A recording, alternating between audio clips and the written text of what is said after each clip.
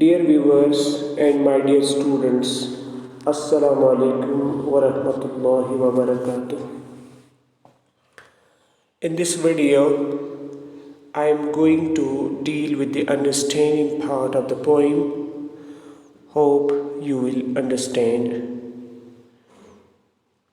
Dear students, before you may begin to read this poem, I will request you to keep a pen and a paper in your hand so that you may be able to jot down all the necessary points that are required for the understanding of this poem. प्यारे बच्चों, ये नज़म जो है When You Are Old, William Butler Yeats ने अपनी महबूबा मार्गॉन के नाम मंसूब की है, जिसने उसका प्यार ठुकरा कर किसी दूसरे शख्स से शादी की थी।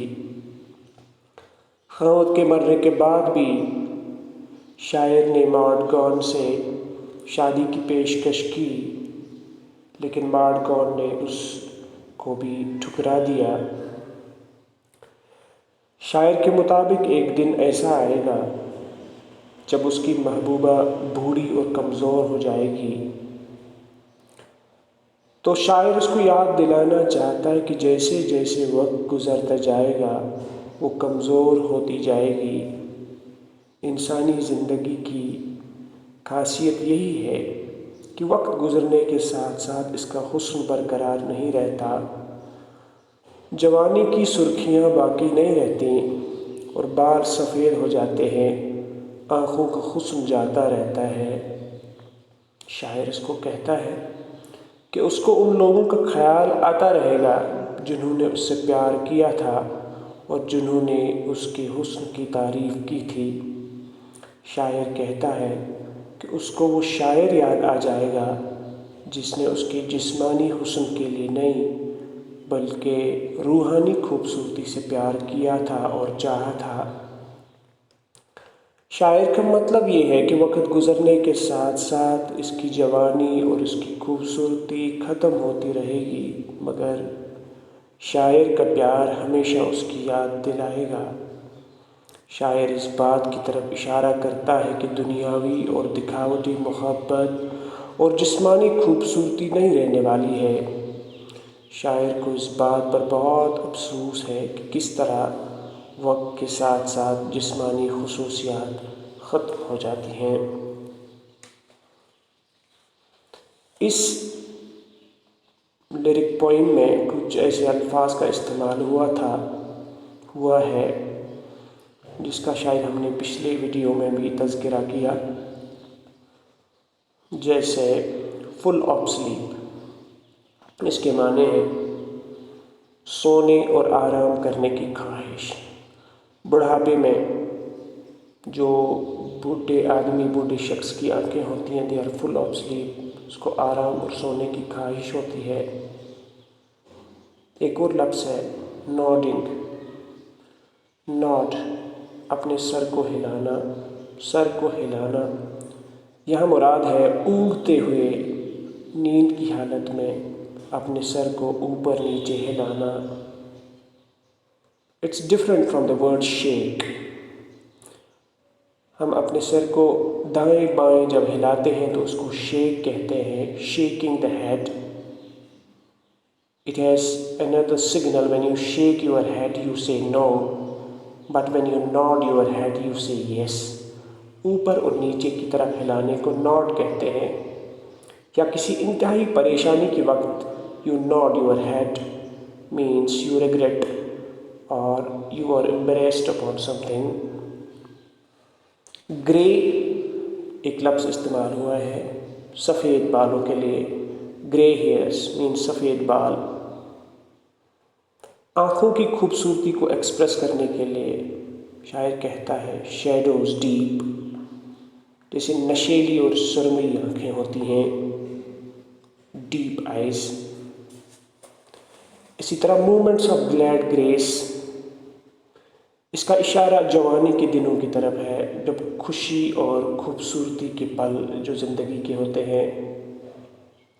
पिलग्रिम सोल का लफ्ज़ है, जो हालांकि पिलग्रिम ज़ायरीन को कहते हैं।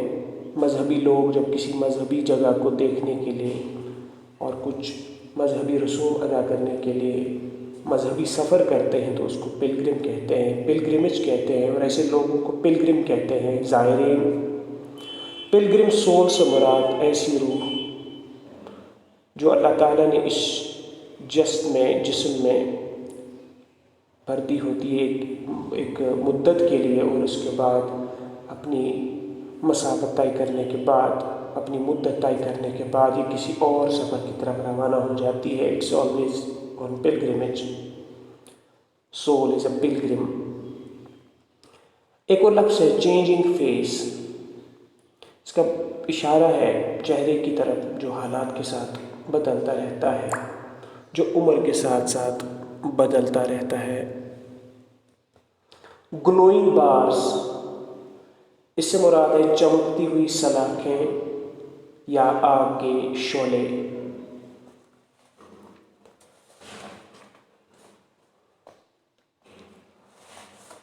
So this poem, as I already told you, is addressed to Maud Gall, a married lady with whom the poet fell in love passionately, but who later on refused to marry him even after the death of her husband. The poet tells us that one day she will become old and weak. He reminds her that the years will bow her down, her hair will turn grey, she will feel sleepy and tired all the time. She will lose the gentle beauty and charm of her eyes. Then she will sit by the fireplace nodding and feel sleepy. She will then think of many who used to love and admire her, some with real feelings, while others with short-lived selfish passion.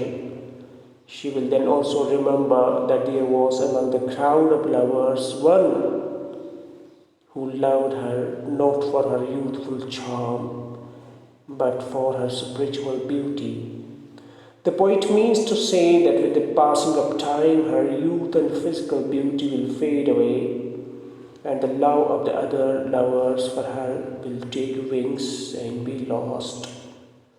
Only the poet's love will prove constant and undying, because he has loved not her body but her soul.